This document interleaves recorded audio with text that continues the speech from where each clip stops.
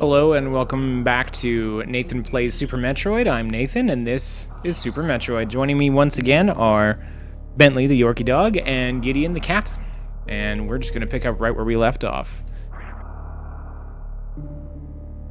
No need to adjust controls. You can see loading up the game gives you a bit of an overview of the planet. Every time after you do it the first time. We're currently in Criteria and we have a whole mess of other zones to explore there. So let's get right to it. Going from there shows you kind of an overview map of, more specifically where you are, wrecked ship and Meridia. Those are some mysterious names that we're going to leave until much later in the series. For now, let's continue. I always did like that little electrical effect there. Still raining outside. Not sure exactly when that goes away, at which point in the game, but it does quit raining eventually. But me, I'm only happy when it rains. Get some of these little characters out of our way. So, last time we went downstairs, we turned everything, we kind of woke up the planet, started shooting our way back out, and we learned how to turn into a ball, like an armadillo. Isn't that cute? We also picked up the ability to drop bombs, and we noted that the map shows that this corridor goes to the left, but there's something in the way. Only that thing in the way is incredibly conspicuous. The game is, I believe, doing a job of teaching you to start bombing dead ends. Now, they sort of telegraph this one for you, and the next couple of them. But after a while, you're sort of just, I believe you're expected to just start doing it on your own. If you see anything, a dead end, even if there's nothing there that looks like it's bombable, you try it anyway. Head down our first sort of cool slanty corridor here. This was a big innovation from this game over the previous Metroid titles that mostly just dealt in left, right, up, down. This is the power of the Super Nintendo at work and the incredible processor. This game, at the time that it came out... Oh! Energy. I messed up my song. That's our first energy tank. I'll just hold that last thought. The energy tanks grant you a small pink square in the corner, and that's all they do. Not true. They add 100 total energy points onto your energy, so when I run out of that 99 that you see, it'll dip into the energy tank, which gives me another 99, and so on for every energy tank I have. What I was about to say was that this game, for its time, was the largest cartridge produced. It was 24 megabits, which is about 3 megabytes, which is about half the size, a little less than your favorite song on your iPhone or Android device. Fun fact. So here we encounter some more space pirates. Little wrinkle here. They figured out how not to just die instantly from my bullets. This complicates things somewhat. A couple of options you have. You can do it the slow way, try and get in there, put some bombs down. Potential injury risk. Or you can do it the easy way. One missile every time. Like that. Yeah, I'm not. You're just sort of patrolling this area, looking left and right. I don't usually go this way, but let's take a little bit of a detour. Kind of a spooky sort of mechanical hallway here. There's that creepy cloud effect back again. And we come to...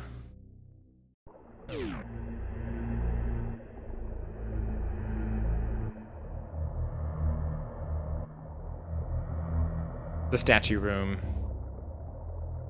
I just wanted to let that super ominous track in the background play out for a little bit. As a kid, it was really hard for me to, it was kind of one of those, like, is it two faces or a vase thing, where I couldn't see that this was a couple of monsters kind of sitting on top of each other, and not just one big monster, but it is. These are going to be the 4 major bosses of the game, and each time you defeat one, this sort of, something changes in this room, and you get the sense pretty quickly that this is an important place to come back to, so sort of keep it in the back of your head, although we may not visit it after every boss battle. The first game had something like this as well, so Metroid veterans will recognize the idea of having statues that represent the major obstacles in the game that you have to get rid of first. But you know what? This place is creepy, and I'm out. I'm done. I'm just gonna go back to the ship and get out of here. do some flippies in the air. Second thought, maybe let's head deeper in. We'll run past these things that are unkillable and not even in the way, so I don't know why they're there. And these guys.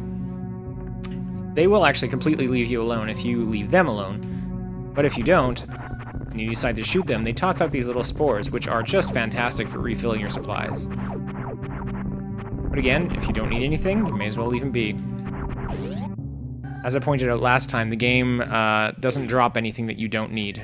Let's take an elevator all the way down to the basement.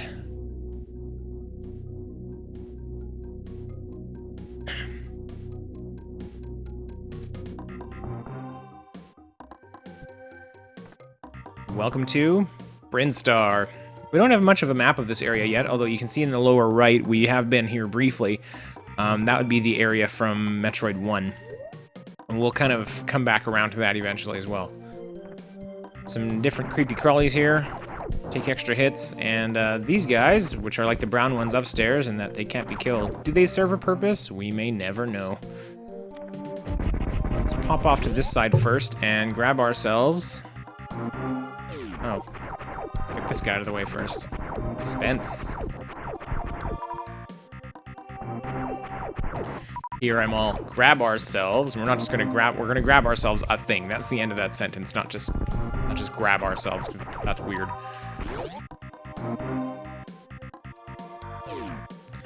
Another map room. That's what I was gonna say. Grab ourselves a map. Map data access completed.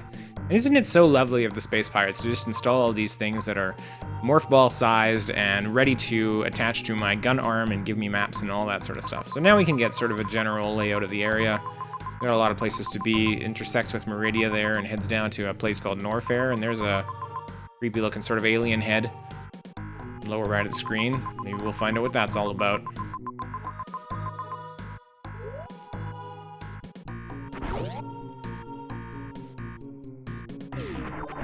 Pew, pew, pew.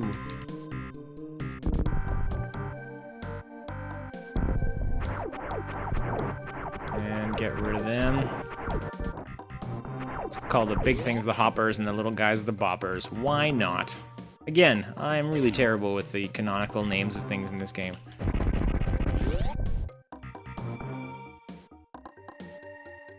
Here we have another throwback to Metroid 1. These vents are all over the game, and they're all over the first game. Possibly the second one as well. I'm not as familiar with Metroid 2, to be honest. And when you get close to them, they spawn creatures. And they'll just do that forever and ever. Sometimes it's super annoying. Now the thing about them is, I guess I can't do it now, but okay, let's demonstrate here. If you're having problems with them, two tips. One is that you can freeze them when you get the appropriate weapon, and two is that as long as there is a... Oh, come on. As long as there is a power-up from one of the ones that you've killed, they stop coming. You can run all over it, doesn't matter. So sometimes you just make a power-up happen and then just dodge it. Might see me do that later. Let's go this way. What? Oh. Fine, I'll just grab this missile power-up. There's a lot left to be done in this room, but we're going to have to come back a lot later to do it.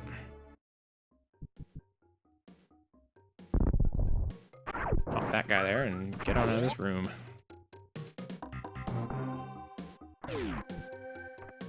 Okie dokie. Now we don't need that save point just yet, and we also don't need to go down that way because it just leads to an energy recharge station, and I think our energy levels are just fine, don't you? Now we come to this lovely sort of a pink area with what looks to be kind of a cherry blossom effect in the background there. Pretty serene, except for all the shooting and monsters and things. No.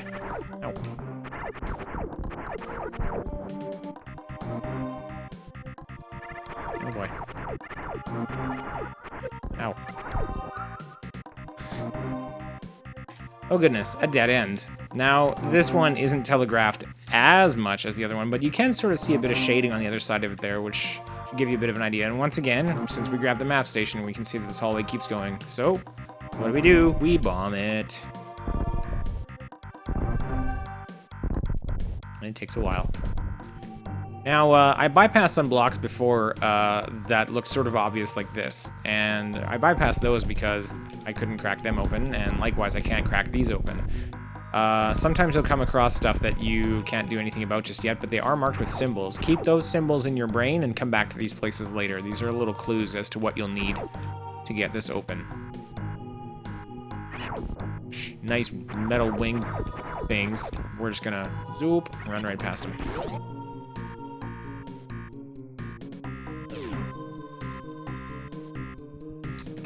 This is kind of a larger and sprawling area, and so far it might look confusing, and like there's a lot of options here, but when you really start to dig into this, when you're exploring, you find there's not actually that many ways you can go. The game is kind of well laid out in that way. Like you're exploring, you're making progress, but also at the same time you are along mostly a prescribed path. Oh. See, that was, again, kind of an obvious block there, and we're gonna drop down here and grab. Oh, it looks like a little toad with a C in his mouth. What does that get us? Charge beam. It's a charge beam. Does pretty much exactly what it sounds like. Ordinarily, when you tap the button, you still shoot. That's fine, but when you hold it down, it now draws in energy to sort of a maximum limit, and then releases a big shot. Big shot, as you would expect, does extra damage. And this beam also has one interesting side effect that I will demonstrate in a moment. But first of all, mental note. That's one of the other blocks I'm talking about. Make a note of that until later. It's not something we can do anything about now, but we're going to want to come back here. Okie doke. See, when you get charged up now, and you jump and you flip, you blink in kind of a very obvious yellow fashion. And what that does is damage enemies, and it's super useful. It doesn't do an incredible amount of damage, but it's enough to help us get through this place safely. And take out some of the more annoying beasties that might be in our way. We're gonna make our way upstairs. Yellow door, not anything we can do about it just yet. The charge beam also has one more interesting side effect, and it also has some effects that I'll show you much later on in the game. But if you hold down the charge and you drop into Morph Ball mode, you drop a whole smattering of bombs. It's kind of interesting, not ever super useful. Maybe if you were trying to comb the ground for a secret or something, but other than that, it's really not a thing you will see me use in battle, ever. Okay. There we go. They're moving so fast, it's easier to just run into them. They clearly want to run into you, so... you know what? Let's grab this. We're not going to end the video here just yet, but as insurance, in case everything goes horribly wrong in the next few rooms. Spoiler alert, it won't.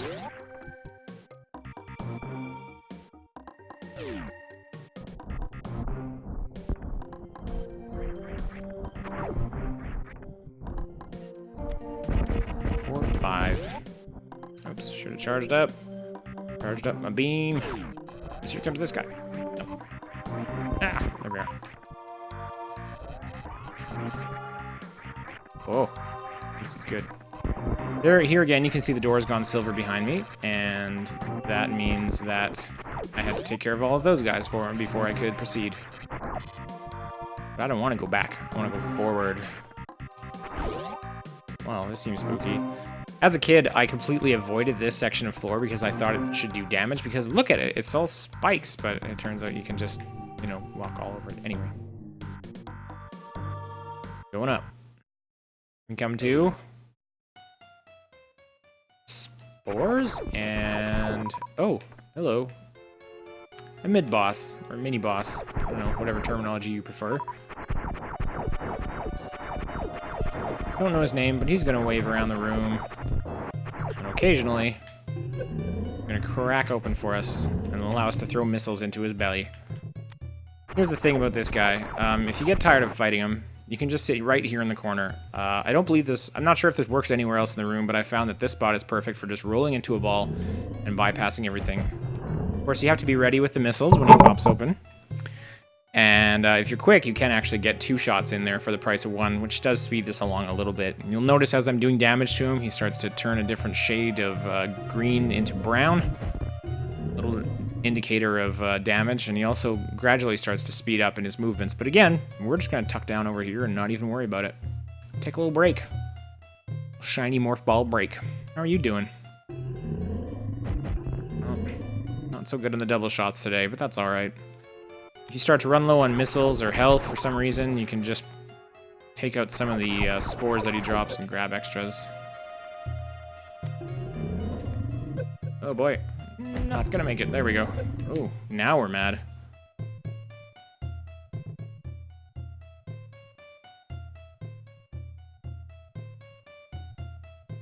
Just kind of take your time, wave around. Oh, just presenting for me there.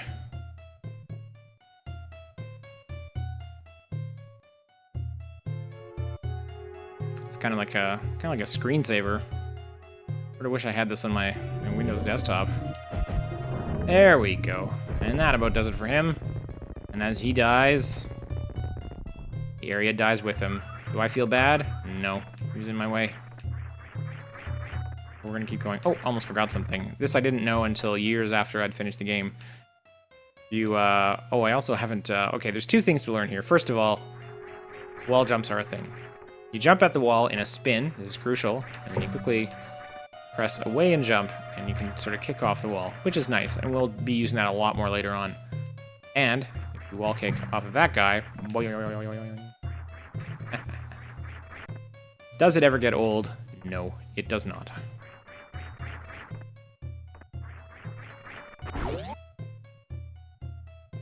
Well, what did that get us? We beat the big bad. Monster pipes for supplies if we need them. And this one's not doing anything. Well, what have we been learning so far? Bomb the dead ends. Here we go. What? No. Okay. Well, we're falling involved. Ah, there we are. Oh, well, that was convenient. A little bit roundabout, but I'll take it. It's super missiles. Actually, super missiles would have worked better. That's right, we now have super missiles. Only 5 of them. These are much more rare and much more powerful than regular missiles. So we are going to use them kind of sparingly, not just the sort of thing that you bust out in a regular fight, but very, very useful on bosses and in certain situations.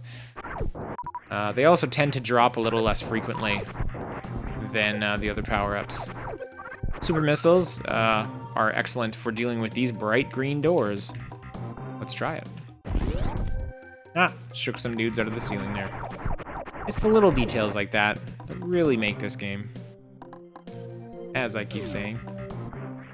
Dead end, pretty conspicuous. Looks like a super missile spot. Now this one, you could try and sort of hit it from there. Easier still just to kind of get on here, crouch down, and make sure. Just make sure. Well, now that we have super missiles, we're going to carry right on. Head through this little blockade-y thing here. And this is why we didn't go this way before. Come to a fairly large, kind of big downward area. Pipes are in the walls now. They're coming out of the walls, man.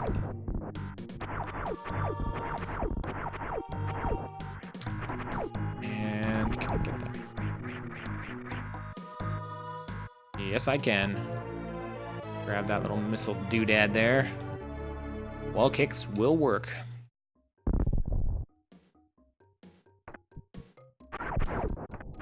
Oh, he dropped the super missile for me. I should grab that. When I come down here, I tend to just walk into everything I see. I guess it just makes the game more interesting for me. I don't know. And, our first one of these. This is a one-way gate. You can see it's coated blue, and they can be coated different colors. So it's just a regular shot to open it, but you'll notice that there's no thing on the other side. So when this closes behind me, I'm stuck on the other side of it, and I have to deal with those cantankerous fellas. So maybe we'll just charge up a little bit there. Unlike some games of this style, side-scrolling shooting games, the very nice thing about Super Metroid is you have to leave the entire room and come back for the enemies to reappear. In some games, like your Mega Mans and what have you, if you just sort of drift away from the spot where they usually are and come back, then they'll be there again, which can be incredibly annoying, but at least they give you a bit of a respite here before having to fight things again. Those guys there.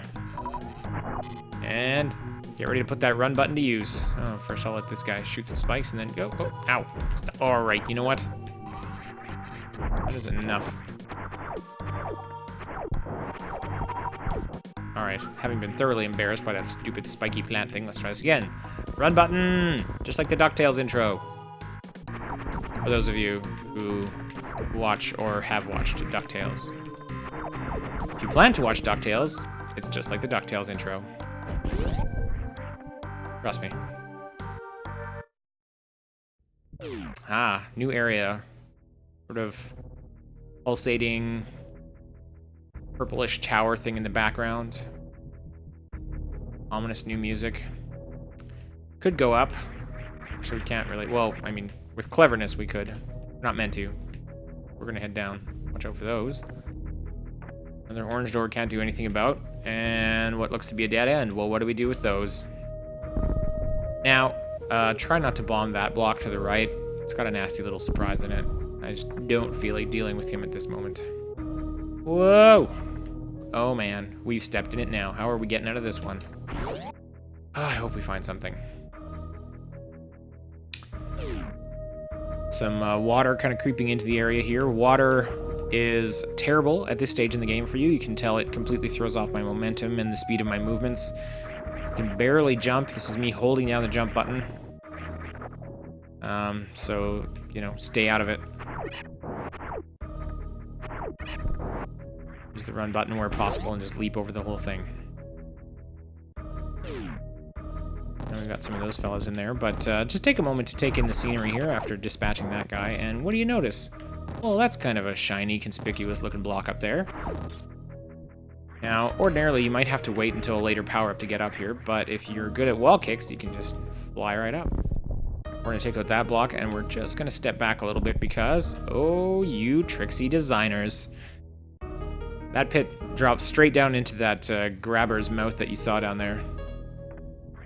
We want what's in here. And what is in here is some sort of a scorpion thing with an S. S4. Spazer. What's a spazer? It spazes. You know what a spazer is? It's not a laser. It's not a mazer. It's a spazer. Takes your shot. Spazes it. You now have 3. They're slightly stronger. They look cool when they're powered up.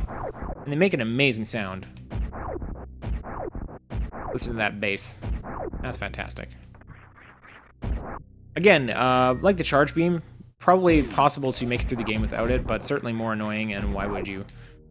Nice things to have. And these are, once again, things that the introductory sequences give you clues about. You'll probably see Samus using some of these tools, like the charge beam, and you wonder, well, where's that? Well, with a little bit of hunting and attention to the map. Here they sort of, this is an area where they kind of telegraph it a little bit too, and you go, what? How do I get up there? And that's when you start looking. Learn to be curious and observe your environment carefully.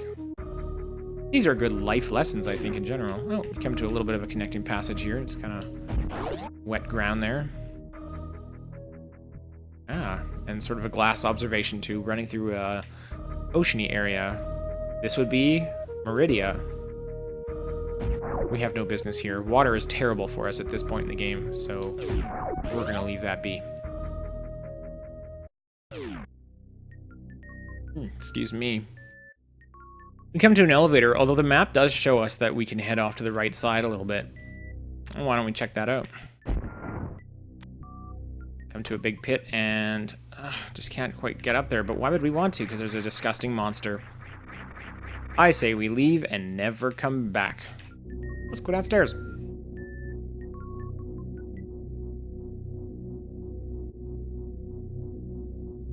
We've made quite a bit of progress down into into the depths of the planet. And currently we find ourselves in Norfair. The music has taken a decidedly ominous turn. So has the environment. We have new enemies to deal with once again, although they really aren't super complicated. And Norfair does have one distinctly negative feature to it. If you stray into the wrong areas before you're ready, you'll cook to death in your own suit. Ah, look at that. It's all hot and I'm bleeding out. Or not bleeding out, but, you know. We have to be a little bit careful while we're down here. What do we even want in such a terrible place? Well, for one thing, it was kind of the only direction we could go, and you'll have to trust me on that. We are going to solve one of our immediate problems. We don't have enough energy! That's not quite the problem I was referring to. We'll pick up our second energy tank, and it will help us. But look at that! You see that little crawly guy head out to the corner there? Where's he going? Oh, look at that. You don't even have to bomb for it. That's a freebie. And there's a room back here. Well, that's okay. I mean, you try bombing and stuff. So now the game is starting to impart another lesson. When bombing doesn't work, start shooting. And you might find, oh, the way forward. It's a sweet pair of kicks. Yeah. High jump boots. Oh my goodness. Now I'm curious about something. This actually just now occurred to me. First of all, I don't know if I demonstrated this menu last time, but you can come here and you can turn off or on any feature, any of the power-ups that you picked up. This is actually useful later on in the game when you have certain beam power-ups that you may or may not want to use at a particular moment. You could also turn off the ability to turn into Morphing Ball and completely cripple your forward progress. You can press down all you like and it won't go anywhere. I don't know why you would do that, but you can, which is cool. And you can see the boots make a bit of a difference on my schematic there, but I'm wondering if they make a difference on the sprite. I've never thought to look, and I don't think. Oops. This is wasting valuable seconds on my 3-hour run here, but no, it doesn't look like they do. Anyway, the overall effect is, yeah! You can jump like crazy. Jump to the moon. You can jump high. High jump boots. Available at stores now. Let's get out of here. Grab some missiles on the way out, because why not?